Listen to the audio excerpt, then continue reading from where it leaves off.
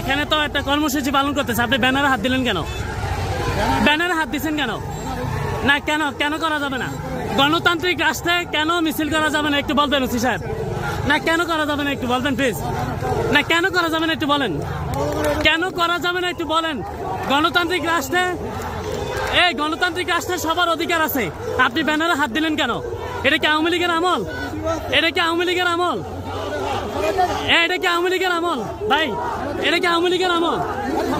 হ্যাঁ, মিছিল থামাই দিত।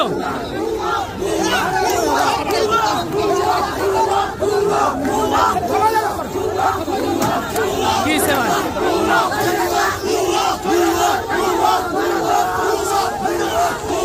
আমরা অতি সত্ত্বয় আসিফ মাহমুদের পদত্যাগ দাবি করছি।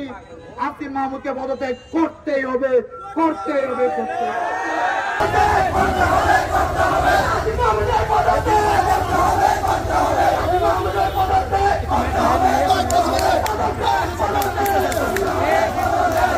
জানেন এই মুরাদনগরে তথা কুমিল্লা মুরাদনগর থেকে ছাত্ররা যে আন্দোলন করেছিল, মুরাদনগরের 5টি জরিস বোর্ডে যে আন্দোলন হয়েছিল, তথা সারা বাংলাদেশে যে আন্দোলন সংগঠিত হয়েছিল, আমরা সবাই জানি আমরা ফ্যাসিস্ট মুক্ত বাংলাদেশ করার জন্য। আপনারা সবাই জানেন আমরা আন্দোলন করেছিলাম পাক স্বাধীনতার জন্য। আপনারা আজকে সতর্কে দেখে যান, পাক স্বাধীনতা কি আপনাদের আছে?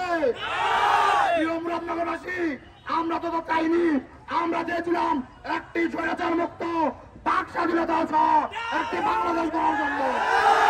কিন্তু আমরা দেখতে পাচ্ছি মুরাদনগরে আমরা কিন্তু তার দেখা পাচ্ছি না। আসিফ মাহমুদের এপিএস দ্বারা মুয়াজ্জম হোসেন দ্বারা আমাদের সাবেক শ্রদ্ধেয় যেই উপজেলা নির্বাহী অফিসার সিফাতুদ্দিন স্যারকে তারা কল দিয়ে তারপর তাদেরকে ইন করিয়েছে। এটা তো আরো একটি স্বৈরাচারের লক্ষণ বন্ধুরা। আমরা তো রক্ত দেই নাই, আবারও স্বৈরাচার গঠিত হবে। সে যাই হোক নতুন স্বৈরাচার বাংলাদেশে গঠিত হতে দেবে।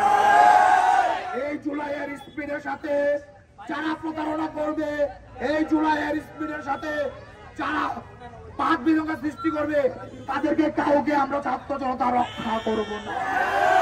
তাদের বিরুদ্ধে আন্দোলন গড়ে উঠবে, আবারও আন্দোলন গড়ে উঠবে। আমরা অতি সত্ত্বয় আসিফ মাহমুদের পদত্যাগ দাবি করছি। আসিফ মাহমুদকে পদত্যাগ করতেই হবে, করতেই হবে, করতে হবে।